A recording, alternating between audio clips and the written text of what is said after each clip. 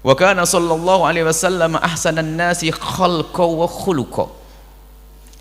Karena ada baginda Nabi Muhammad itu adalah paling bagusnya manusia di dalam bentuk dan perilakunya, akhlaknya. Akhlak Nabi Muhammad nomor satu. Tidak ada akhlak baik yang kita saksikan pada manusia-manusia di penjuru dunia kecuali itu semua di bawah akhlaknya Rasulullah. Kalau anda terpesona dengan satu akhlak, maka ketahuilah Nabi Muhammad pasti memiliki akhlak mulia tersebut. Tidak ada akhlak mulia yang saat ini dilakukan oleh seorang hamba kecuali Nabi Muhammad orang pertama yang melakukannya. Akhlak mulia. Wa khalqa itu ciptaan. Khalqa ciptaan, parasnya. Ganteng Nabi Muhammad. Gantengnya nggak kira-kira. Nggak kira-kira, nggak bisa. Sehingga tidak ada satupun yang bisa melukis Nabi. Kenapa? Sebaik apapun kekuatan seseorang dalam menghayal dan melukis, tidak akan sampai kepada kegantengan baginda Nabi. Maka diharamkan melukis Rasulullah. Nggak akan mampu. Dan karena tidak akan mampu lalu mengatakan itu Rasulullah, berarti dosa. Man kadzaba alayya muta'ammidan falyatabawwa maq'adahu minan nar. Berdusta atas nama Nabi di neraka. Maka melukis Nabi pasti dusta. Karena nggak akan mampu melukis Rasulullah. Gantengnya Masya Allah luar biasa. Sampai digambarkan begini, kalau kita tahu rembulan dibagi dua, separuh adalah untuk Rasulullah, separuh lagi dibagi dua, seperempat untuk Nabi Yusuf, dan seperempat untuk kita rame-rame. Alhamdulillah masih dapat seperempat. Dan seperempatnya Nabi Yusuf, lihat kisah bagaimana Nabi Yusuf dengan Imra'atu Aziz yang sering juga disebut namanya Zulaikha. Bagaimana wanita-wanita Mesir saat itu, di saat Nabi Yusuf keluar dan di saat wanita Mesir memegang pisau, oleh Zulaikha dikasih pisau sama buah, suruh makan sebetulnya. Dan di saat mereka hendak memakan, memotong buah, Yusuf suruh keluar. Kenapa? Orang pada ngejek Zulaikha, kok bagaimana Zulaikha terpesona dengan Yusuf. Nabi Yusuf tidak akan tergoda karena beliau adalah Nabi. Zulaikha bukan Nabi, manusia biasa. Zulaikha tergoda, terpesona. Sam Mesir, istri-istri menteri semua yang gunjing setiap hari Zulaikha. Apa Zulaikha? Zulaikha. Akhirnya Zulaikha, baik, dipanggillah semua wanita, disuruh makan. Suruh makan, dihidangkan buah, dikasih pisau, satu pisau. Pas dia semuanya, silahkan makan semuanya, ngambil. Yusuf keluar kau. Nabi Yusuf keluar nggak sadar. Tangannya sampai di saat Nabi Yusuf hilang baru kerasa, oh jerit semuanya. Itulah orang yang selama ini menjadi aku terpesona kepadanya. Sampai mereka mengatakan ini bukan manusia, tentu malaikat. Nabi Yusuf tidak tergoda. Nabi Yusuf tidak pernah melakukan dosa. Nabi Yusuf adalah maksum. Akan tapi Zulaikha manusia biasa yang berusaha menggoda Nabi Yusuf sampai mencoba ingin mengganggu Nabi Yusuf, kemudian sampai menarik mengejar Nabi Yusuf, robeklah baju Nabi Yusuf. Sehingga sudah begitu perempuan tersebut mengatakan Yusuf yang jahil sama saya. Yusuf jahil sama saya. Akhirnya apa? Di situ ada orang cerdas. Coba dilihat yang robek baju depan atau baju belakang. Kalau yang robek baju depan berarti Yusuf yang nggak benar. Tapi kalau robek baju belakang berarti dia nggak benar. Dilihat yang robek baju belakang. Kemudian Nabi Yusuf, lihat kisah Nabi Yusuf, terpesona orang sampai memotong jemari. Nabi Muhammad gantengnya lebih daripada Nabi Yusuf. Sallu ala Sayyidina Muhammad. Tapi kok tidak ada orang yang motong jemarinya? Karena apa? Ada kelebihan yang Allah berikan kepada Rasulullah. Ini termasuk rahmat untuk umat dan rahmat untuk semesta. Sehingga Nabi Muhammad seganteng-gantengnya Nabi Muhammad tidak akan jadi fitnah bagi wanita semuanya. Sehingga wanita Arab waktu itu biarpun Nabi Muhammad ganteng dan ganteng, tidak ada satupun dari mereka yang berpikiran kotor dan ngeres terhadap Rasulullah. Karena oleh Allah telah ditutupi dengan haibah wibahnya Rasulullah. Ganteng, ada orang melihat orang ganteng mungkin berpikir macam-macam, oh begitu. Tapi di saat melihat Nabi Muhammad tidak. Karena Nabi Muhammad telah ditumpangi oleh Allah dengan haibah wibawa, sehingga tidak semua orang bisa menatap Nabi berlama-lama. Kegantengan Nabi sallallahu alaihi wasallam. Sampai ada namanya Hasan bin Thabit, agak panjang 4 jam bener kayaknya kalau begini ceritanya. Hasan bin Thabit itu ceritanya, beliau adalah penyair. Jadi Hasan bin Thabit itu kalau penyair, kalau seandainya ada orang menciptakan lagu di Indonesia, buat lagu langsung populer. Jadi Hasan bin Thabit itu kalau membuat syair langsung di Arab dihafal oleh semua orang di kampung-kampung. Akhirnya orang-orang Arab itu yang memusuhi Nabi Muhammad mengundang Hasan bin Thabit. Tujuannya apa? Agar membuat syair untuk mencaci baginda Nabi Muhammad sallallahu alaihi wasallam. Dan Hasan bin Thabit belum pernah kenal Nabi Muhammad.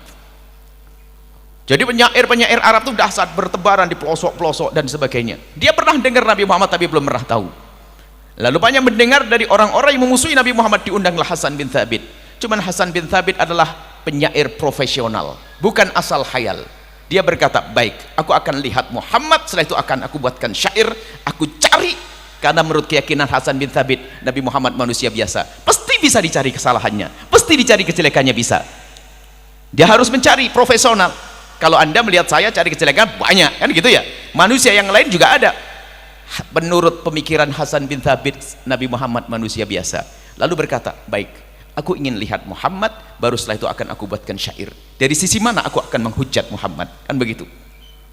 Setelah itu Hasan bin Said bersembunyi di sebuah tempat, di tempat yang Nabi Muhammad lewat. Dibaritkan wajah Nabi. Setelah melihat wajah baginda Nabi Muhammad, melihat Nabi Muhammad, waktu itu sudah dijanjikan dengan pundi-pundi emas, hadiah kalau Hasan bin Thabit bisa membuat syair menghujat Nabi Muhammad akan mendapatkan emas. Dan setelah itu Nabi Muhammad akan dihina oleh orang satu Mekah semuanya. Kemudian tak taunya Hasan bin Thabit setelah itu, setelah melihat baginda Nabi, kembali ke tempat orang-orang kafir, lalu melempar emasnya, lempar. Kenapa Hasan? Aku tidak akan bisa menghujat Muhammad. Lalu dia mulakan syair, lamma ra'aitu anwarahu sata'at, waktu aku melihat wajahnya menyala-nyala, bersinar-sinar, wadha'tu min hifati kaffi ala basari, aku letakkan tanganku di mataku. Aku letakkan, waktu aku melihat sinar wajahnya menyala-nyala, aku letakkan telapak tanganku di mataku. Khaufan ala basari min husni suratihi, aku takut karena pancaran matanya, aku takut karena pancaran wajahnya, aku takut akan mataku sendiri. Walastu anduruhu ila ala qadari, dan aku tidak bisa melihat kecuali hanya sesaat-sesaat. Ruhun minal qamari, ruhun minan nuri fi jismin minal qamari, dari dalamnya memancar rohnya seperti cahaya-cahaya, dan badannya semuanya laksana rembulan. Kahilyatin nusijat, anggota tubuhnya kahilyatin nusijat minal anjumiz zuhuri, anggota tubuhnya itu bagaikan rangkaian-rangkaian bintang kejora. Dibuanglah itu pundi-pundi, lalu berkata, aku akan ikut Muhammad sallallahu alaihi wasallam. Nggak bisa. Kemudian Hasan bin Thabit setelah itu bukan menghujat Nabi, akan tapi Hasan bin Thabit menjadi penyair handal, penyair agungnya Rasulullah. Di antara syair yang sangat masyhur adalah wa ahsana min kalam taraqat tu'inu wa ajmal min kalam talidin nisa'u khuliqta mubarra'an min kulli aibi ka'annaka khuliqta kama tasha'u. Ya Rasulullah, ini syairnya Hasan bin Thabit, sungguh demi Allah, lebih tampan darimu sungguh mataku tidak pernah melihat, lebih bagus darimu tidak pernah ada wanita yang melahirkannya. Engkau tercipta terbebas dari segala kekurangan, seolah-olah engkau itu terlahir pesan dulu, ingin mata terbagus, ingin hidung terbagus, ingin bibir terbagus, ingin badan terbagus. Nabi Muhammad tidak ada kekurangan. Itu kholku, ciptaan baginda Nabi, zahir jasad, kegantengan Nabi SAW. Adapun akhlaknya Masya Allah luar biasa. Bagaimana akhlaknya Nabi? Akhlak Nabi sangat agung. Ada suatu ketika ada orang datang kepada Imam Ali bin Abi Thalib. Para tabi'in, dia tidak melihat Rasulullah. Ini ada orang yang tidak ketemu Rasulullah, lalu bertanya kepada Imam Ali, ya Imam Ali, marhaba, engkau adalah orang yang sangat dekat dengan Rasulullah, bukan sekadar dekat, dekat dan sangat dekat, sahabat dan diambil menantu dan disepupu yang hidup bersama Nabi. Lalu para tabi'in bertanya, ya Imam Ali, engkau beruntung melihat Rasulullah dan bisa melihat akhlak Rasulullah. Oh iya betul. Kalau begitu tolong kami yang tidak pernah melihat Nabi, gambarkan kepadaku tentang akhlak Rasulullah. Sallu ala Sayyidina Muhammad. Begitulah perindu Rasulullah, rindu untuk mendengar cerita dari orang yang melihat Nabi, ingin digambarkan tentang akhlaknya Rasulullah. Kemudian Sayyidina Imam Ali balik bertanya, kamu hidup di mana? Di dunia. Kamu tahu dunia? Tahu. Coba kau ceritakan kepadaku tentang dunia seisinya. Dari segi mana ya Imam Ali? Terserah. Dari bintang ke bintangnya, lautan lepas, gunung menjulang tinggi, angin sepoi-poi, bunga yang mekar, kicau burung di pagi hari, indahnya suasana di pantai atau di gunung sejuknya. Terus sebutkan sesukamu. Tiba-tiba para tabi'in berkata, ya Imam Ali, bagaimana aku bisa bercerita tentang dunia ini yang luas begini dalam waktu singkat? Imam Ali tersenyum. Engkau menceritakan dunia tidak mampu, bagaimana aku harus bercerita tentang akhlak Nabi yang Allah telah menyebut wa mal hayatud dunya illa qalil. Dunia ini kecil, sementara Allah menyebut wa innaka la'ala khuluqin azim. Akhlak Nabi disebut Rasulullah agung. Yang kecil kau tidak bisa bercerita, bagaimana aku harus cerita yang agung? Sallu ala Sayyidina Muhammad.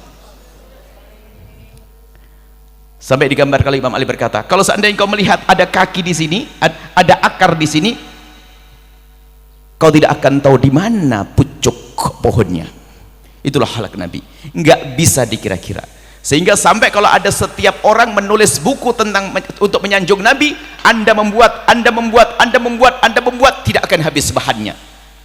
Semua manusia membuat sanjungan untuk Rasulullah tidak akan habis. Kenapa? Keagungan Nabi adalah agung. Wa innaka la'ala khuluqin azim. Agung Rasulullah. Satu baris setengah jam. Satu baris. Itulah Rasulullah akhlaknya.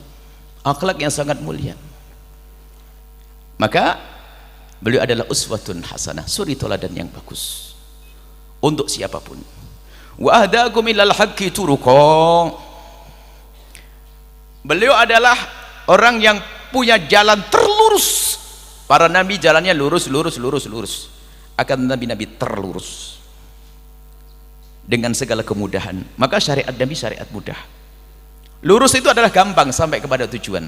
Ada orang benar jalannya sampai ke tujuan, iya, tapi sedikit susah. Ada kerenjelan, ada begitu, iya enggak? Tapi tol Nabi Muhammad, maka banyak kemudahan. Amalan sedikit, pahala gede, umur pendek. Semoga panjang umur. Bayangin kalau kita suruh ibadah 850 tahun. Berat banget. Ternyata umur kita ini, umur kata Nabi 63, 70, ya 80, 100. Mau 100? 110? 120? Benar? 120? Mati setelah itu? Baik. Kita umur pendek tapi pahala yang berlimpah. Ada Lailatul Qadar, ada ini. Enggak ada jalan menuju Allah semudah jalan baginda Nabi sallallahu alaihi wasallam. Maksiat pun Allah menanti. Malaikat suruh nunda, jangan catat dulu, barangkali dia tobat. Allah Ghafur. Allah Maha Pengampun. Berdosa kita ditunggu oleh Allah yang Maha Kasih. Bahkan diseru setiap malam, maka bangun malam ya. Diseru setiap malam, hal min mustafirin, siapa yang minta ampun kepadaku akan aku kasih. Dosa dan dosa ada, akan tapi minta kepada Allah akan kasih. Begitu mudahnya. Tapi umat terdahulu kalau orang bermaksiat di malam hari, siang harinya tercatat di jidatnya, kau berzina, kau mencuri, kau. Termasuk kita ini umat dimanja, umat disayang. Amalan begitu mudah. Begitu mudah amalan-amalan kita. Kebaikan-kebaikan dilipat gandakan. Maka ahdahum, jalan Nabi paling lurus, paling mudah. Mudah untuk sampai kepada Allah. Kana khuluquhul Quran, dan baginda Nabi Muhammad akhlaknya adalah Al-Quran. Kata Siti Aisyah, wa kana khuluquhul Quran. Artinya apa? Kalau Anda pengen tahu akhlak Nabi, baca Al-Quran. Dan kalau Anda tidak faham Al-Quran, lihat Nabi, maka itu menjelaskan Al-Quran. Cara makan Nabi, cara tidur Nabi, cara berjalan baginda Nabi. Sallu ala Sayyidina Muhammad. Tidak ada cara terbagus kecuali cara Nabi. Kalau ada orang yang berkata cara makanku lebih bagus dari cara Nabi, keluar dari iman tuh, merendahkan Rasulullah. Maka berbanggalah dengan cara Nabi. Makan dengan tangan kanan.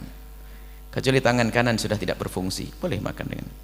Tidak haram makan dengan tangan kiri, akan tapi ini baginda Nabi sallallahu alaihi wasallam. Karena Nabi yuhibbut tayamun. Nabi senang kalau menggunakan yang kanan. Oh, akhlak Nabi istimewa. Itulah yang banyak ditiru oleh suami-suamimu, hai para wanita. Itu kan akhlak Nabi. Kalau pulang ke rumah ceria, senyum, ya enggak? Gitu kan? Nabi itu kalau sudah di medan laga, begitu gagahnya Rasulullah, seperti tidak pernah kenal kemesraan. Tapi kalau sudah Nabi Muhammad di rumah, begitu mesra dan indahnya dengan istri beliau, seperti tidak pernah kenal peperangan. Kayak suami ibu gitu loh. Kalau udah di rumah nyenengin, tak usil, gitu kan? Itu Masya Allah. Kok amin bukan alhamdulillah? Kalau amin tuh maknanya belum ketahuan. Alhamdulillah Pak amin. Sudah terlanjur ketahuan Bu. Makanya suaminya nanti suruh ngaji sama Bu ya, diajari coal-coal nanti, diajari usil nanti. Usil aja susahnya setengah mati. Usilnya sama kucing, main sama kucing, istrinya, bukan istrinya dianggap kucing, bukan. Maksudnya Nabi itu indah dengan istrinya.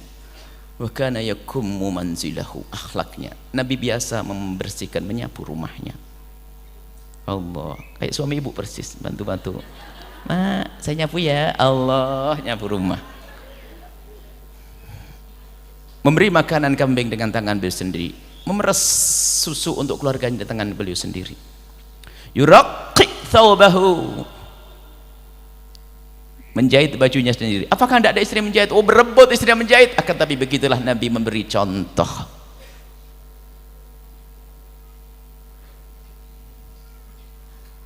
Jangan sampai pulang ke rumah lalu berkata, abang pungut sampah ya. Ini salah paham. Ini. Artinya begitulah indahnya Nabi. Kalau Nabi pulang ke rumah itu, Nabi menampakkan bahwasanya beliau rindu dengan keluarganya. Sampai pernah suatu ketika Nabi itu terluka, ada pinggangnya terluka, sehingga waktu mengendarai kuda itu terlihat kalau beliau itu merasakan sakit dalam peperangan. Sehingga waktu turun dari kudanya disambut oleh Siti Aisyah. Siti Aisyah itu gayanya kayak ibu itu loh. Jadi kalau sudah suami datang jam 4 tuh setengah 4 sudah siap-siap gitu loh. Jadi sampai kalau ada kuda lewat itu Siti Aisyah buka pintu, bukan Rasulullah gitu loh. Jadi ada mobil lewat, bukan, gitu kan ibu? Bukan seperti sebelah itu suaminya datang masih dengan sinetron, main HP, tetek, buka sendiri bang, pintunya nggak dikunci. Perempuan apa itu?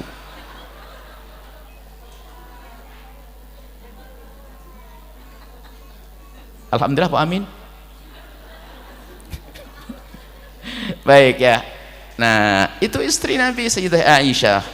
Waktu Rasulullah datang sudah siap. Jadilah Anda wanita yang siap setiap saat. Itu. Sebelum suami datang itu Bu yang rajin ya, bersih semuanya, redam daun pandan.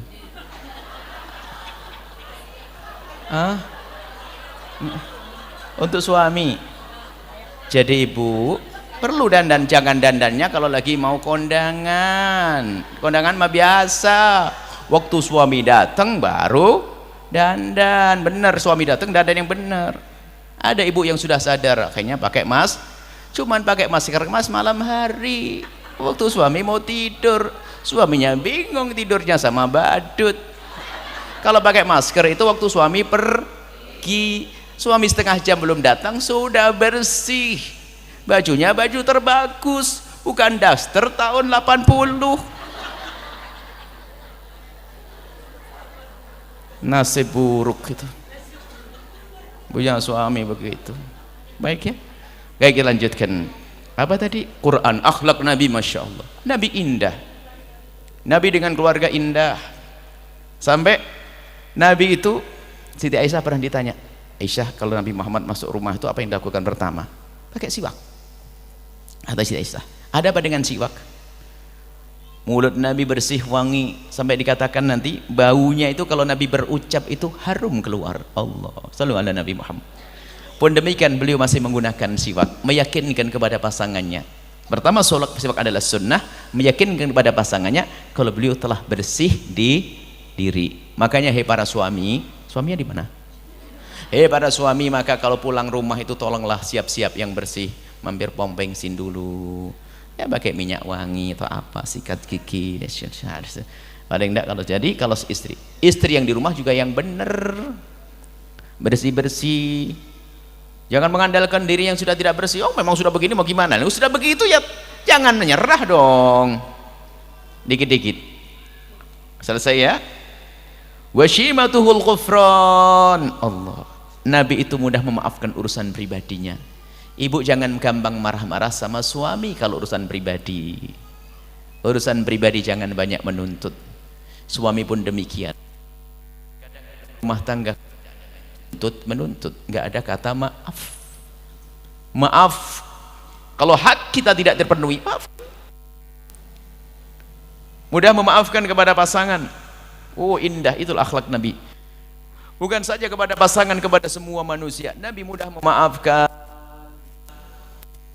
Siapa yang tidak punya salah? Nabi saja nggak punya salah, yang lain bersalah, yang lain bersalah. Tapi Nabi mengajari bagaimana kita lapang hati kepada orang yang bersalah, apalagi itu orang yang sangat kita cintai, pasangan kita, bapak daripada anak-anakmu, ibu daripada anak-anak kita sebagai suami. Ya namanya manusia salah. Apalagi hei para bapak-bapak dengar nih, bapak tidak ada makanya kalau ngaji itu sama bapak-bapak. Nah, yang ini muslimah ya, muslimah nggak ada ibu-ibunya, tidak apa-apa. Baik, jadi begini, para suami, para bapak-bapak, wanita itu ada masa-masa tertentu. Marah itu ada jadwalnya, pasti ya datang menjelang haid. Jadi harus paham, jadi kita ngerti. Makanya kalau marah itu ada tanggal, sudah marah-marah ini sudah bentar lagi. Paham suami itu. Cuman kalau suaminya nggak peka ya tambah marah, berantem itu. Alhamdulillah saya tidak pernah haid, masya Allah. Kalau sering haid kan bisa marah-marah terus sama istri. Jadi seorang suami harus ngerti bahasanya ada saat-saat wanita itu beban secara psikologi di saat menjelang haid, ada perubahan waktu haid, apalagi waktu hamil. Ada yang hamil nyium keringat suaminya muntah, kan bingung mau gimana. Ayo suaminya keluar, ayo kalau tidak sabar ngapain itu keluar, aduh nggak bisa dipaksain. Katanya kalau istrinya itu ngelihat keringat, dengar nyium keringat suaminya tuh enak, itu sangat cinta dan sangat kangen gitu. Suamiku kan aku saya tidak enak-enak ya. Nah ada saat-saat seperti itu, makanya seorang suami harus punya kelapangan memaafkan. Sama seorang istri harus tahu, Anda itu di rumah urusan sama anak, di rumah yang paling ribet adalah anak. Selebihnya adalah benda mati, pisau, mesin cuci, dispenser, kan gitu, benda mati semuanya. Jadi yang kulkas yang paling berat adalah anak. Anak pun lucu, senang kan? Tapi suami di luar urusan dengan manusia macam-macam, sudah Nabi utang dimarahi. Ini kan yang ke bawah sampai ke rumah. Makanya kalau tiba-tiba suami cemberut, itu loh. Jangan bilang, tidak usah. Jadi mengerti karena di luar itu berat, urusan dengan macam-macam manusia. Jadi di luar itu ribet. Manusia berat, laki-laki di luar itu. Belum lagi ada orang parkir sembarangan, belum lagi gesrek mobilnya, macam-macam ada di luar, sehingga kadang suasana itu kebawa ke rumah.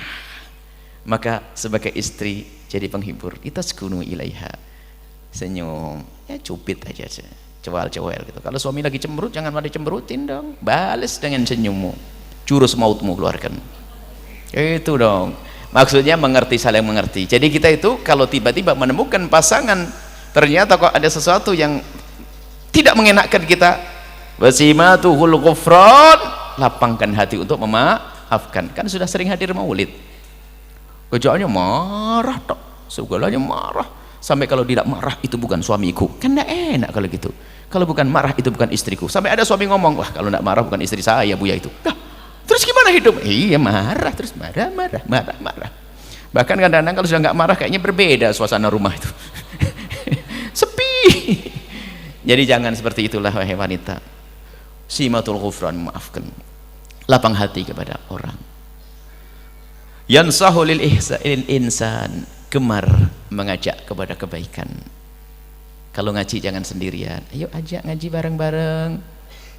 Ada orang pengen ngaji sendiri, ibadah sendiri, baik-baik sendiri, tetangga gimana, urusan masing-masing. Nah, punya semangat untuk mengajak kepada kebaikan. Makanya kaidah kita ini adalah kebersamaan, bawa yang lainnya. Semuanya datang ke majelis ini semua tentu dengan kekurangan, justru kita membawa diri kita ke tempat ini dengan kekurangan kita untuk kita benahi. Begitu. Oh saya nggak bener rumah tangga saya nggak, ayo kumpul di sini biar semakin baik, kan begitu. Aku begini nggak baik, ayo kumpul. Siapa yang sempurna? Hanya baginda Nabi, semuanya punya kekurangan, tapi dengan perkumpulan kita saling menyempurnakan, saling menasihati. Anda menasihati kami, kami nasihati Anda, indah hidup.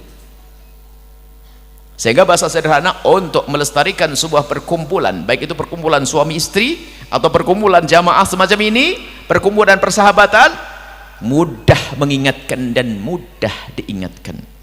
Kalau Anda menjalani hidup dengan rumus mudah mengingatkan dan mudah diingatkan, kunci keindahan sudah Anda pegang.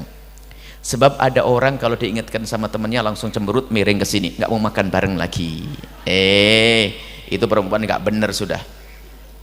Kalau Anda dinasihati sahabat Anda, langsung diam-diam kasih hadiah, anting lepas atau apa saja, artinya berterima kasih. Kalau dinasihati, nasihatnya jelekit, ya nggak apa-apa, kata Imam Ghazali, lihat nasihatnya. Contoh begini loh kata Imam Ghazali, sadarlah nasihat itu indah, biarpun terasa tidak indah tapi hakikatnya indah. Contoh, masa nasihati harus pakai kalem-kalem terus? Bisa saja nggak beres, modelmu model harus keras kok. Contoh, nasihat zahir batin sama.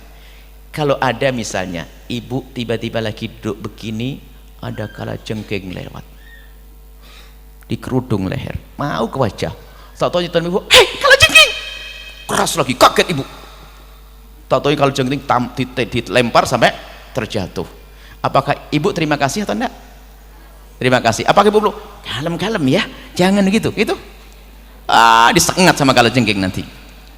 Ternyata kok tidak marah kita begini, karena kelihatan faedahnya. Kalajengking tidak menyengat, biarpun dia sambil mukul kalajengking, wah kaget Anda, tapi setelah kalajengking mati Anda senang. Sama kalau Anda diingatkan dalam kebaikan, sama sebetulnya, bahkan lebih, apalagi kebaikan urusan akhirat. Nggak perlu marah, caranya nggak baik ya, yang penting omongannya bener. Kadang-kadang seorang istri itu menuntut, ya kalau abang nasihati saya yang bener dong caranya. Nggak bener-bener.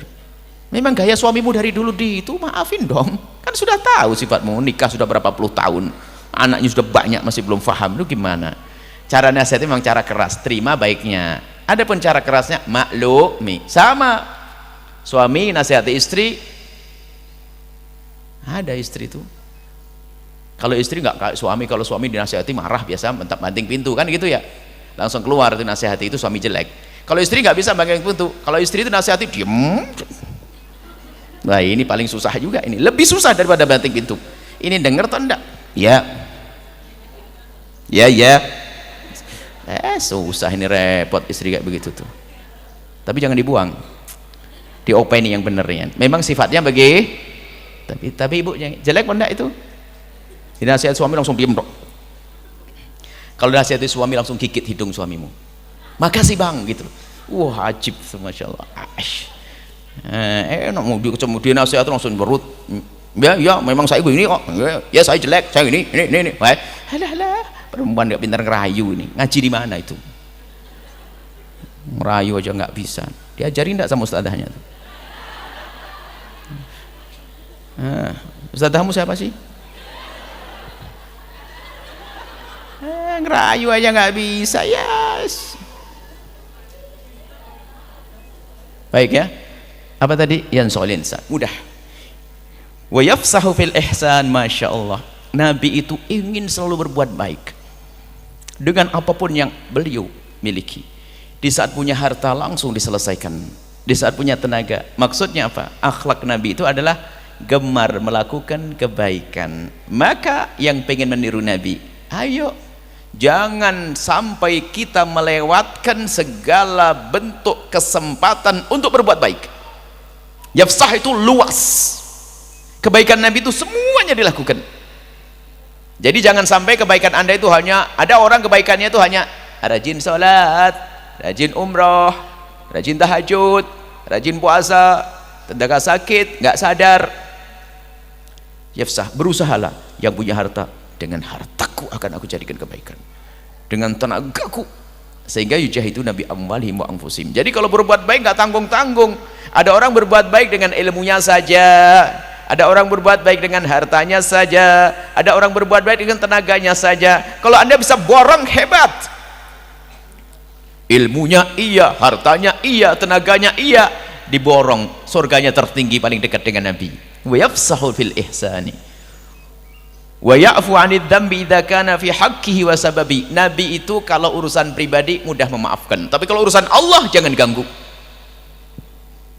Kalau urusan Allah melanggar syariat Nabi, sama hendaknya kita. Kalau urusan pribadi diganggu sama orang, mudahlah memaafkan. Ada orang mencaci kita, ada orang menfitnah kita, ada orang menggunjing kita, urusan pribadi maafkan dia, karena setiap gunjingan itu sebetulnya dia telah mengirim pahala untuk kita, kalau kita faham. Anda digunjing seseorang berarti pahala. Mohon air minum tidak diputar, biar sama-sama kita tidak minum. Ganggu air minum, ganggu. Ayo tim, masa ngaji dengan Buya masih lupa terus timnya ini. Tidak ada makanan diputar, kita sama-sama puasa. Kalau belajar dengan Buya jangan kedip. Makanya airnya saya pinggirkan biar saya tidak minum, biar tak jauhin. Sama-sama kita tidak minum, nahan haus sesaat. Karena berpindahnya tangan gelas ke tangan adalah mengganggu motong kalimat, nanti salah faham nanti. Baik, apa tadi? Wa idza dhuyi'a haqqullahi lam yakun ahadun li ghadabi. Tapi kalau urusan Allah diganggu, Nabi Muhammad lembut memaafkan dalam urusan pribadinya. Tapi kalau urusan Allah diganggu, sama kita hendaknya seperti itu. Kalau Nabi Muhammad dicaci, kita boleh marah, kita harus marah. Al-Quran direndahkan, syariat Islam direndahkan, marah. Tapi kalau kita cuman kita yang dicaci, ya. Kalau Anda diolok, dicaci, kata Imam Ghazali, ngajak berpikir cerdas. Kalau ibu diolok, dianggap jelek begini, ibu dianggap, oh ibu dasar begini, suruh mikir, kata Imam Ghazali, kamu benar jelek atau tidak? Kalau memang benar jelek, ngapain marah? Memang kamu jelek. Kalau tidak jelek, alhamdulillah, dia tidak tahu kalau kita tidak jelek. Mau marah bagaimana setelah itu? Coba, dasar perempuan kurang ajar, ini. Anda kurang ajar enggak? Kalau memang Anda kurang ajar, ditegur, ya benar memang kurang. Kalau Anda tidak kurang ajar, alhamdulillah, dia nggak tahu kalau kita tidak kurang. Selesai, ngapain marah-marah? Urusan pribadi. Tapi kalau urusan Allah, urusan Nabi Muhammad, urusan agama, urusan Al-Quran diganggu, jangan main-main. Kita harus marah. Nabi Muhammad mengajar itu. Man ra'ahu badihatan habah. Orang melihat asalkan tidak ada di dalam hatinya kedengkian, kebencian, spontan akan terkagum dengan Nabi. Semua yang melihat, misalnya orang tidak pernah tahu siapa ini, lalu melihat Nabi Muhammad langsung spontan, di saat di dalam hatinya tidak ada kedengkian, akan terkagum-kagum. Kalau orang melihat kita kan biasa-biasa saja, siapa itu? Itu tok ya. Tapi lihat Nabi tidak, langsung terpesona. Seperti tadi Hasan bin Thabit, melihat Nabi tidak ada dengki di dalam hati, terpesona. Tapi kalau sudah dari awal ada kedengkian, nggak akan bisa melihat Nabi dengan baik. Abu Jahal ada dengki dalam hatinya. Abu Jahal tidak punya cinta kepada Nabi. Wa idza da'ahu al-miskinu ajabahu. Kalau dipanggil orang miskin, makanya tidak pernah beda-bedakan Nabi. Akhlak Nabi mulia. Datang bukan kepada orang kaya saja. Orang miskin Nabi sangat perhatian. Kalau diundang orang miskin, datang Nabi untuk menyenangkan hati seorang fakir. Nabi tawadhu, nggak merepotkan. Pernah suatu ketika ada satu budak perempuan disuruh oleh tuannya belanja, akan tapi di saat itu ternyata uang dinarnya jatuh, uangnya jatuh. Karena jatuh nggak bisa beli, karena nggak bisa beli nggak berani pulang, nangis dia. Subhanallah, Nabi ngeliat orang nangis tidak tega, didatangi, hai budak, kenapa engkau menangis? Ya Rasulullah, aku tidak berani pulang. Kenapa? Aku disuruh belanja, uangnya hilang, aku tidak berani pulang dengan tangan kosong. Dan Nabi pun bukan orang kaya banyak duit, Nabi juga tidak punya duit, tidak bisa ganti. Karena Nabi itu kalau uang langsung dibagi-bagi. Nabi kalau punya sesuatu langsung dibagi, nggak punya uang Nabi. Lalu Nabi tersenyum lalu berkata, ayo aku antarkan kau pulang, aku akan mintakan maaf kepada tuanmu. Oh senangnya Nabi berjalan, di belakang ikut. Di mana rumahnya? Sana. Bosnya itu, tuannya itu melihat Nabi kok sama pembantunya dari jauh, sudah kaget, sudah nunggu bosnya di rumah, belanjaannya mana. Akhirnya Nabi dengan budak tadi datang ke rumah orang tersebut. Dari kejauhan sudah kelihatan dari pintunya. Kenapa kok sama Rasulullah? Ada apa? Dan Nabi mengucapkan salam, assalamualaikum. Tidak dijawab. Assalamualaikum yang kedua, tidak dijawab. Sahibul baitnya nggak menjawab, tapi dengar salam Nabi. Baru assalamualaikum yang ketiga, menjawab, waalaikumsalam ya Rasulullah. Nabi buka pintu. Kenapa kok tidak kau jawab salamku? Sambil tersenyum mereka berkata, kami senang engkau datang ya Rasul. Ada apa ya Rasulullah? Kenapa tidak kau jawab salamku? Aku tahu salammu doa, maka doa yang pertama aku jawab pelan, biar engkau bisa mendoakan yang kedua. Pinternya orang cerdas ya. Baru Nabi ucapkan salam yang kedua, dijawab pelan-pelan, jangan sampai Nabi dengar. Baru salam yang ketiga. Sebab kalau salam ketiga tidak jawab, Nabi pasti pulang. Baru yang ketiga ucap, pinter kau. Ya Rasulullah, angin apa yang membawamu ke sini? Sudah lupa dengan budaknya dan ini. Lihat Nabi sudah lupa. Nabi berkata, aku mengantarkan ini budakmu. Iya ya Rasulullah, kenapa? Aku datang akan minta maaf kepadamu. Minta maaf ya Rasulullah. Dia kau suruh belanja kan? Tolong jangan dimarahi, aku yang minta. Iya ya Rasulullah, uangnya hilang. Sehingga dia tidak bisa membawa barang belanjaan dan dia pulang takut engkau marahi. Tolong jangan marahi dia ya Rasulullah. Saking kira, ya Rasulullah, aku tidak marah dengan dia, bahkan gara-gara dia engkau datang ke tempat ini. Hari ini juga dia aku merdekakan ya Rasulullah. Itu kan cinta. Akhlaknya Nabi nggak pandang, nolong orang. Paling tidak Anda punya rasa terenyuh lihat ada orang sakit, orang perlu bantuan di pinggir jalan, Anda harus ada hati itu hidup. Orang fakir, jangan remehkan orang fakir, itu adalah bersama mereka lah Allah. Ana indal munkasirati qulubuhum. Aku bersama orang-orang yang seperti itu, orang yang fakir, orang yang sakit, orang yang tertindas. Kalau Anda ingin sukses, bukan Anda datang kepada orang yang punya harta melimpah untuk minta bantuan kepadanya. Bahkan bukan kepada orang-orang yang dengan kekuatannya, bukan. Akan tapi sebelum datang mereka, sisihkan waktu untuk datang kepada orang sakit, orang fakir, karena Allah bersama mereka. Sampai Nabi pernah mengatakan, innallaha sayansurukum bidu'afaikum. Allah akan menolong kalian karena orang-orang lemah. Datangilah orang lemah. Assalamualaikum, sedekah. Sebelum Anda cari misalnya cari modal untuk usaha, sebelum Anda membesarkan usaha Anda, jangan lupa orang-orang kecil, orang fakir Anda datangi, karena dengan itulah kesuksesanmu. Biasanya kalau kita ingin bersukses kemana? Yang punya modal. Bangun pondok kemana? Orang kaya. Orang kaya nanti setelah kita datang kepada orang fakir, kepada orang-orang lemah, maka nanti Allah akan kirim kalau orang kaya ahli surga. Orang kaya yang benar, bukan orang kaya yang menipu. Kalau ternyata ada bantuan yang benar, bukan menipu. Kenapa? Kita sudah kembali kepada Allah dengan menyantuni orang lemah. Ana indal munkasirati qulubuhum. Maka jangan ragu kalau Anda ingin bisnis. Saya ingin bisnis. Hari ini aku akan cari fakir miskin, orang-orang lemah. Aku akan datangi dia. Sedekah kepada beliau-beliau. Hidup biaya mereka. Baru setelah itu Anda cari secara zahir modal atau teman kerja dan sebagainya. Allah akan berikan pertolongan. Orang miskin istimewa. Orang sakit istimewa.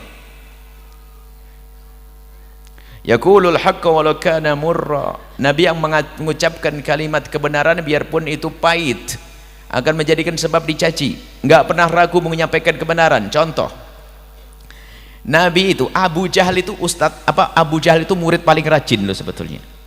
Kalau belajar dengan Nabi itu enggak pernah ghaib, enggak pernah absen. Kita kalah. Ada yang datang setahun sekali, alhamdulillah. Tapi setelah ini enggak setahun sekali, sudah disindir begini kok. Ini bukan sindir nih. Masa menghadir maulid nanti. Insyaallah setiap bulan sekali datang. Amin. Hah? Apa? Rabu keempat. Insyaallah ya. Disisihkan waktu sebulan sekali niati. Itu pun masih kurang sebetulnya. Diniati. Yang sibuk urusan rizki digampangkan rizkinya. Nah, yang sibuk urusan anak, anaknya hidup. Yang sibuk urusan suami, suami malah mendorong nanti, mendukung. Pokoknya dimudahkan, niat aja, minta kepada Allah, ya. Yang rajin lah. Abu Jahal itu biasa kalau tanya Nabi, Muhammad, kamu dapat wahyu apa nih malam ini? Nabi Muhammad itu biasa tidak pernah menutupi kebenaran, nyampaikan. Biarpun tahu setelah itu Abu Jahal ngecek. Setelah dikasih tahu, aku mendapatkan wahyu ibadah gini-gini. Muhammad, bual lagi. Muhammad, kok nggak berhenti kamu bohong? Kurang ajar ya Abu Jahal itu. Setiap bertanya begitu. Tapi setiap kali ditanya, Nabi Muhammad menjawab. Kenapa? Nabi Muhammad berhusnudzon. Semoga ini adalah pertanyaan benar. Memang kemarin Abu Jahal kurang ajar, tapi semoga ini pertanyaan yang benar. Coba ada ustadz sekarang, ada jamaah bertanya, setelah bertanya kok kurang ajar, masih ingat wajah hidungnya dan matanya. Kemudian besok tanya lagi, berani mau jawab enggak? Kurang ajar kok kemarin aja. Nah, ini kan kita ustadz ini. Kalau Nabi tidak, kemarin iya, dia nyelekit ngomongnya, tapi mungkin hari ini dia beda. Selalu begitu. Maka kalau Abu Jahal bertanya, pengennya apa? Mencari-cari kesalahan Nabi. Maksudnya mencari kesalahan Nabi. Jadi beda pandangannya ahli iman dan pandangan Abu Jahal. Kalau pandangan ahli iman Rasulullah, Nabi Muhammad kok melihat Abu Jahal dengan harapan semoga besok tobat dan baik, kan begitu. Tapi Abu Jahal kalau melihat Nabi, semoga ada yang jelek dan yang salah. Makanya kalau Anda melihat saudara Anda, semoga ada kesalahan, semoga ada keplesetnya, Anda Abu Jahal. Seorang mukmin melihat saudaranya, semoga baik, semoga, mungkin dia salah, semoga itu kesalahan terakhir. Sampai seorang kekasih Allah itu barangnya dicuri, dia tahu dicuri, nggak tega, doanya begini, ya Allah jadikan itu curian terakhir baginya ya Allah. Berhenti mencuri setelah itu. Bukan berarti Anda setelah itu nyuri tempatnya orang baik biar didoain, jangan gitu. Nanti wah lumayan ya, nyuri tempatnya orang baik biar didoain. Ini wali yang doain, kabul langsung. Dia saking penuh kasih sayang, tidak ingin ada orang berbuat zalim kepadanya masuk neraka. Ya Allah jadikan itu curian terakhir baginya ya Allah. Dikabul oleh Allah, nggak mencuri lagi setelah itu. Pahit lah, akhirnya Nabi ditanya pas Nabi Isra Mi'raj, pulang ditanya, pahit jawabannya, ngerti ini. Nabi Muhammad ya nggak suudzon kena Abu Jahal, cuman sudah biasa aja lekit Abu Jahal kalau ngomong. Muhammad, kamu malam ini dapat wahyu enggak? Dapat Abu Jahal. Wong berita tentang biasa-biasa saja Abu Jahal nggak percaya, apalagi ini berita aneh. Dapat apa? Wahyu sholat. Di mana kamu dapat? Tadi malam. Di mana? Waktu aku diperjalankan dari Mekah ke Palestina. Kapan kamu berangkat? Tadi malam. Kapan kamu pulang? Tadi malam. Abu Jahal itu kan sebetulnya sangat percaya dengan Nabi, karena Nabi nggak pernah berbohong. Abu Jahal itu bengong. Cuman setelah itu setannya Abu Jahal ngomong, Abu Jahal, ini omongan aneh ini, orang nggak bakal percaya. Ini lumayan, kamu expose, masukkan koran, WA, YouTube. Kalau zaman sekarang, biar viral. Langsung Abu Jahal ngekek, Muhammad, hari ini kau akan hancur, akan aku sampaikan kepada semua penduduk Mekah, Muhammad bual, Muhammad hayat. Mana ada orang berjalan dari Mekah ke Palestina cuma semalam? Kan? Lo nyelkit enggak Abu Jahal? Tapi Nabi tidak pernah menyembunyikan kebenaran. Begitulah kita, jangan ragu menyampaikan kebenaran biarpun pahit. Mungkin kita akan dimusuhi seseorang, mungkin kita, tapi harus kita sampaikan kebenaran. Wala yudmiru li muslimin ghishan wala dhurra. Tidak menyembunyikan di hatinya kepada seorang muslim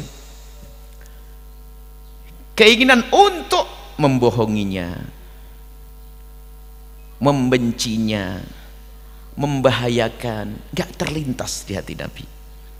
Kalau kita lagi marah, dendam, semoga bangkrut, semoga nah ini naudzubillah. Maka sekarang dirubah, jangan menyimpan dendam, jangan menyimpan amarah, jangan ada lintasan-lintasan kotor di hati kita kepada umat beriman. Anggap saja dia jahat sama kita, mencaci kita, mengolok kita. Anda harus sadar, dia umat siapa? Umat siapa? Apakah Anda rela umat Nabi Muhammad masuk neraka? Kalau tidak rela, lapangkan hatimu untuk dia, maafkan. Itu pendidikan dari Nabi. Jangan menyimpan. Man nadhara fi wajhi, barang siapa melihat wajah baginda Nabi, alima, orang itu akan tahu, innahu laysa biwajhin kadzab, wajah Nabi tidak ada terlintas dusta.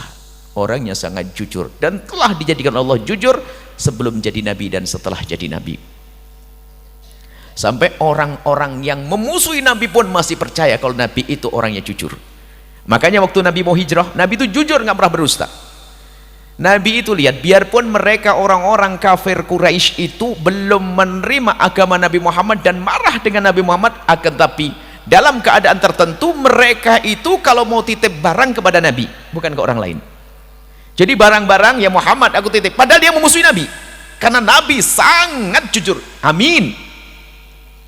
Makanya waktu Nabi Muhammad mau hijrah, menyuruh Sayyidina Imam Ali, bukan sekedar untuk menempati di tempatnya, di kasur, di tempat tidur Nabi, itu saja bukan. Akan tapi Imam Ali telah diamati oleh Rasulullah. Ya Ali, ada beberapa amanat, 1, 2, 3, 4, sampaikan kepada ahlinya. Jangan sampai orang Mekah berkata Muhammad pergi lalu menyia-nyiakan amanatnya, tidak melaksanakan amanatnya. Imam Ali suruh jaga amanatnya. Lihat sampai seperti itu. Artinya apa uniknya? Mereka memusuhi Nabi tapi masih percaya kepada Nabi. Kalau Nabi itu amin, sangat jujur. Laisa biwajhin kadzab, bukan pendusta. Wa kana sallallahu alaihi wasallam laisa biqammasin wal ayyab. Nabi Muhammad bukan orang yang suka membicarakan kejelekan orang lain, bukan suka mencaci. Qammas itu bisik-bisik. Sekarang nggak pakai bisik-bisik, WA. Naudzubillah. Pengikut Nabi hadir maulid Nabi masih suka ngomongin orang. Gara-gara nomor 1, nomor 2. Apa itu? Nggak usah ribut urusan begitu. Kadang di sini masih ribut, nomor 1, nomor 2 sudah makan bareng. Kita ini mau dibohongi urusan begitu-begitu. Kalau mbahmu meninggal, siapa yang datang? Pak Jokowi, Pak Prabowo? Nggak datang juga, tetangga yang datang kan? Maka baik-baik sama tetangga, jangan gara-gara 2 orang itu kita ribut sama tetangga. Jelas? Kemudian sama tetangga, jangan suka bisik-bisik-bisikan orang. Memang paling pantas modelnya begitu tuh wanita. Bukan ini mah, ini mah soleha. Kalau laki-laki gini-gini nggak pantas. Wanita itu, ya gitu. Tapi ini wanita soleha semuanya. Ayyab, lah ayyab baru laki-laki. Suka mencaci. Jelek. Apa? Mencaci, mengutuk. Kalau seandainya sepanjang hidup Anda itu tidak mencaci Fir'aun, nggak dosa kok. Ayo, diem, nggak usah mencaci Fir'aun sepanjang hidup Anda, nggak dosa. Dosa tanda? Enggak. Ngapain kita kerjaannya cimaki orang? Sepanjang hidup Anda tidak mencaci maki Abu Jahal, nggak dosa kok. Sepanjang hidup Anda tidak mencaci maki iblis juga nggak dosa. Yang nggak boleh nyanjung, nggak mencaci. Sampai sekarang kebablasan, orang beriman kita caci dan kita olok. Mana ngikuti surat Nabi sallallahu alaihi wasallam? Untuk apa? Lesan ini harus kita jaga. Lesan itu ada 2. Pertama lesan, yang kedua adalah pena. Pena ahadu di sana ini. WA-mu jangan nge-share sesuatu yang membahayakan, mengadu domba, menjadi sebab orang jauh dari Allah, maksiat, ngomongin kejelekan orang, nggak ada perlunya. Memang sarana masuk neraka hari ini semakin banyak. Khususnya kunci yang paling besar namanya HP. Luar biasa itu. Sampai kita tahu segala macam bentuk kejelekan dari situ. Innalillah. Semoga HP kita manfaat. untuk nge-share grup pengajian kayak beginilah, ini masuk akal. Yang lainnya jangan. Idza surra fa ka'anna wajhuhu qit'atu qamar. Kalau Nabi lagi berseri-seri seolah-olah wajahnya memancar bak rembulan. Allah, indah. Suatu ketika Sayyidah Aisyah, jarumnya jatuh dicari gak ketemu di mana. Nabi masuk, kelihatan langsung diambil. Oh ya ma'adwa wajhak, alangkah cerahnya wajahmu ya Rasulullah. 4 jam katanya baru sudah stop ini ya. Hah? Belum beberapa menit nih baru mulai ini. Bagaimana satu bab nanti?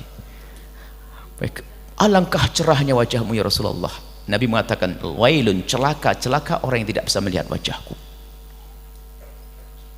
Kata Siti Aisyah, ya Rasulullah, siapa yang tidak bisa melihat wajahmu yang cerah seperti itu? Jadi ruangan jadi terang karena wajah Nabi. Lalu Nabi berkata, celaka orang yang tidak bisa melihat wajahku.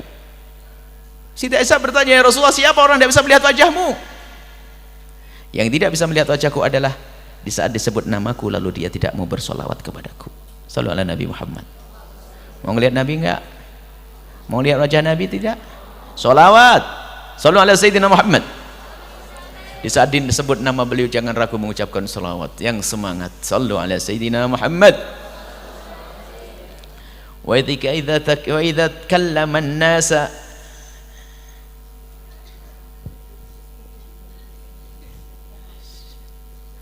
kalau lagi berbicara dengan manusia, dengan orang, fa'ka'annama yajnuna min kalamihi ahla thamarin. Jadi kalau kita dengar omongan Nabi seolah-olah kita itu bagai orang yang lagi di kebun memetik buah-buah. Artinya apa? Indah semuanya, menyenangkan kalimat Nabi itu.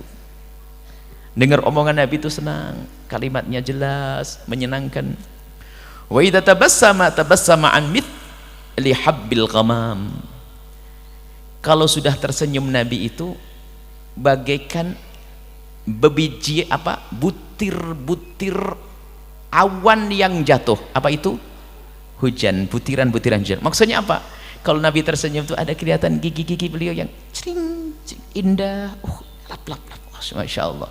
Bayangin deh gantengnya kayak apa begitu. Jadi sampai kelihatan kalau lagi tersenyum kelihatan gigi beliau itu indah bagaikan butir-butir air yang turun, yang jatuh, bersih bagi Nabi. Wa idza takallama ka'annama ad-durru yasqutu min dzalikal kalam. Kalau sudah ngomong bagaikan ada permata yang jatuh. Jadi kalimatnya, mulutnya indah, dipandang semuanya serba luar biasa. Wa idza tahaddatsa fa ka'annal miska yakhruju min fihi. Kalau Nabi lagi berbicara seolah-olah dari mulut suci beliau itu keluar parfum. Nabi itu wangi. Wa idza marra bi tariqin, kalau beliau melewati sebuah jalan, urifa, diketahui, orang tahu, min tibhi, karena wanginya Nabi, annahu qad marra fihi. Orang tahu kalau Nabi baru lewat. Biarpun kita enggak lewat, kalau kita masuk satu gang, Nabi Muhammad baru lewat nih. Bukan karena pakai minyak wangi. Kalau kita mah wangi karena minyak tapi sunnah pakai minyak wangi kaum pria dan wanita. Cuman bedanya minyak wangi pria yang tampak keluar, kalau wanita yang ke dalam. Jadi wanita itu minyak wanginya jangan yang sampai keluar kalau bisa, bukan nyok. Untuk kenapa? Biar dinikmati oleh suamimu nanti. Jadi kalau dekat baru kecium harummu. Bukan berarti tidak boleh pakai minyak wangi. Kalau dengan saudaranya, dengan putri bebas minyak wangi. Minyak wangi adalah sunnah. Nabi harum tapi bukan karena minyak wangi. Sampai keringat Nabi itu kayak minyak wangi, bahkan lebih harum daripada minyak wangi. Sampai ada namanya Ummu Sulaim. Ummu Sulaim itu wanita cerdas. Di saat Nabi masuk kota Madinah, orang-orang Madinah menghadiahkan Nabi ada rumah, ada onta, segala macam. Ummu Sulaim fakir, ngadep ke Rasulullah, ya Rasulullah, aku tidak punya apa-apa. Aku ingin memberikan kepadamu sesuatu tapi aku nggak punya apa-apa. Nggak apa-apa, nggak harus bersih. Aku hanya punya anak satu namanya Anas. Aku berikan ini kepadamu untuk berkhidmah kepadamu. Anas, anak kecil, khidmah kepada Rasulullah. Anas bin Malik, anaknya Ummu Sulaim. Sehingga Sayyidina Anas itulah yang menjadi ulama besar. Kenapa? Ngikuti Sayyidina Rasul sallallahu alaihi wasallam. Suatu ketika Sayyidina Anas disuruh oleh ibundanya Ummu Sulaim, Anas, kalau waktu Nabi tidur tolong kau bawa botol ini. Untuk apa? Kalau keringat Nabi jatuh kau tangkap dengan botol. Akhirnya betul, waktu Nabi tidur musim panas ada keringat. Lalu si Anas tadi mengambil. Nabi tersentuh, kaget bangun. Ya Anas, apa yang kau lakukan? Ketakutan, tidak minta izin dari Rasul. Aku disuruh ibu. Suruh apa? Mengambil keringatmu. Mana ibumu? Itu Ummu Sulaim. Untuk apa kau suruh Anas mengambil keringatku? Ya Rasulullah, aku gunakan keringatmu untuk minyak wangi, dan sungguh demi Allah ya Rasulullah, aku jajar keringatmu dengan minyak wangi, ternyata keringatmu lebih harum daripada minyak wangi. Shallu ala Nabi Muhammad. Keringatku dan keringatmu bagaimana kabarnya? Sudah begitu malas bersih diri, tambah kacau. Kalau baginda Nabi mah harum, baru separuh. Sudah, sampai di sini saja karena waktu. Insya Allah pertemuan yang akan datang nanti biar dijelaskan sama Umi lanjutannya. Wa idza jalasa fi majlisin baqiya tibuhu fihi wa ayyama wa in taghayyaba. Kalau duduk di sebuah majlis Nabi pergi, harumnya masih tertinggal biarpun sudah berhari-hari Nabi pergi. Sallu ala sayyidina Muhammad.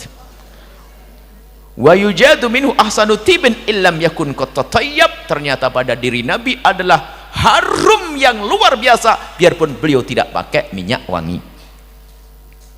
Khalas, insyaallah. Bismillah. Setelah Anda menyaksikan video ini, jangan lupa berselawat kepada baginda Nabi Muhammad sallallahu alaihi wa alihi wa sahbihi wasallam.